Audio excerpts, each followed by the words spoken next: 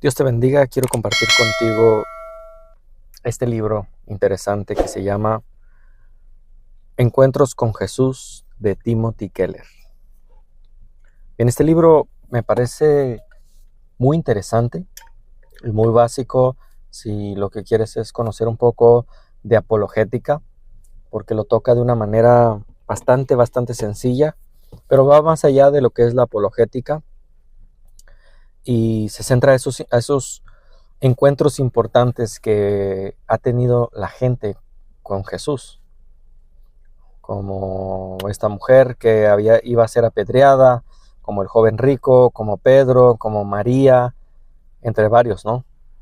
Entonces vamos a ver unas secciones de la introducción donde el autor nos relata que fue criado en una iglesia cristiana, pero, aquí va el primer pero, en la universidad pasé por una crisis personal y espiritual que me llevó a cuestionar las creencias más fundamentales que tenía con respecto a Dios, al mundo y a mi persona. Entonces Timothy Keller en esta primera introducción, va a dejar en claro lo que ya ha venido diciendo también Ray Comfort, entre otros evangelistas, que es en la universidad, aunque personalmente te diría que yo creo que desde la preparatoria, pero bueno, Timothy Keller dice que en la universidad pasó por una crisis personal y espiritual. Si nunca has pasado por una crisis espiritual, déjame decirte que algún día la vas a pasar. Y ahí es donde entra la apologética, ¿no?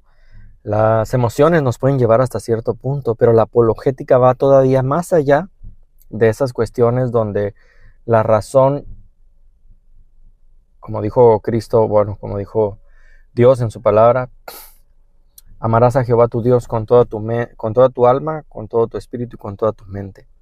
Es necesario amar a Dios a nivel racional también, no solamente con las emociones. Entonces la universidad es el mayor filtro, uno de los mayores filtros contra nuestra fe cristiana, porque ahí es donde muchos de los cristianos son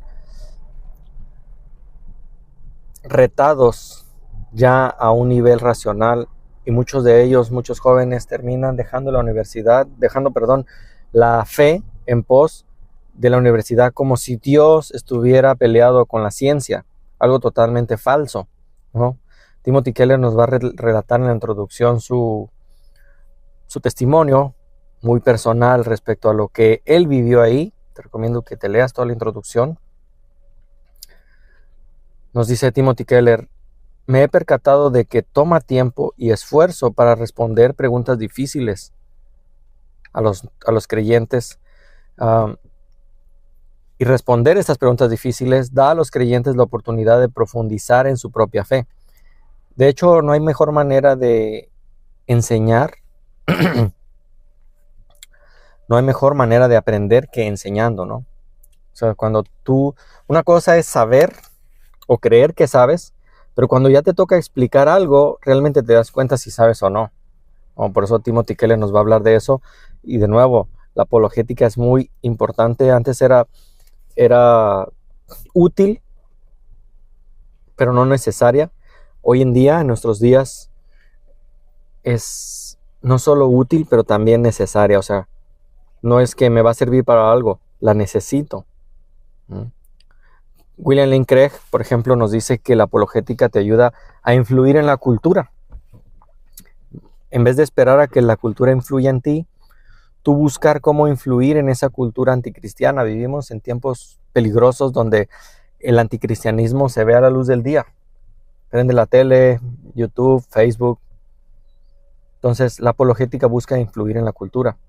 También por medio de esto evangelizar a los incrédulos, llegar a esos incrédulos que a veces tienen cuestionamientos honestos, ¿no? Hay anticristianos que sus cuestionamientos ya vienen con una premisa: Dios no existe, no importa lo que me digas, ¿no?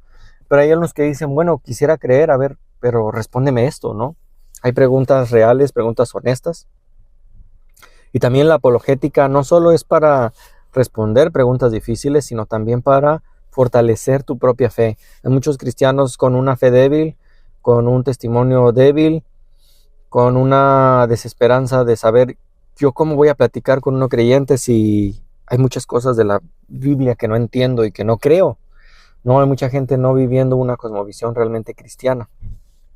Entonces toma tiempo y esfuerzo. Responder preguntas difíciles a los no creyentes nos da la oportunidad de profundizar en nuestra propia fe. Y en realidad el cristianismo no tiene 2 años respondiendo preguntas, no tiene 100 años respondiendo preguntas, mi estimado. El cristianismo tiene más de 2000 años respondiendo a estas preguntas apologéticas, a estas preguntas que van a la médula. Mientras que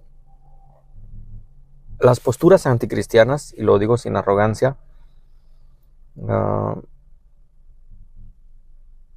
las posturas que tratan de contradecir al cristianismo provienen de 5 o 6 sistemas de pensamiento básicos, ¿no? Nadie tiene un pensamiento totalmente nuevo. Nadie puede decir yo creé el ateísmo. Es más, yo mismo te estoy honesto, yo no creé el cristianismo. No, tampoco como cristianos decimos yo no creé este sistema de pensamiento. Todos basamos nuestros sistemas de pensamiento en el sistema de pensamiento de lo que alguien más ya dijo, ¿no? Por más que no les guste aceptarlo a mis amigos ateos o gnósticos, ellos creen que son los únicos libres pensadores, pero realmente todos basamos nuestro pensamiento en algo que alguien ya escribió y algo que alguien ya razonó. Obviamente le damos nuestros matices y ampliamos en ciertos temas, pero cuando un anticristiano se jacta de tener un pensamiento nuevo, realmente habría que decirle que su pensamiento proviene de 5 o 6 sistemas de pensamiento ya establecidos. Timothy Keller nos va a ejemplificar lo que es a veces la fe cristiana para algunos creyentes con una de sus nietas, ¿no? Que su nieta Lucy, de 18 meses de edad, veía claramente que ella podía percibir más de lo que podía expresar. Apuntaba algo o levantaba algo y luego me miraba con una profunda frustración. Quería comunicarme algo, pero era demasiado joven para hacerlo. Como creyentes, realmente a veces experimentamos algo similar, ¿no? En esta montaña de emociones tratamos de expresarnos, pero nuestras palabras no hacen justicia a la experiencia, ¿no? Ninguno de nosotros puede sacarse el espíritu que Dios le ha dado para darle un poquito a otro no creyente y decirle, mira, esto es.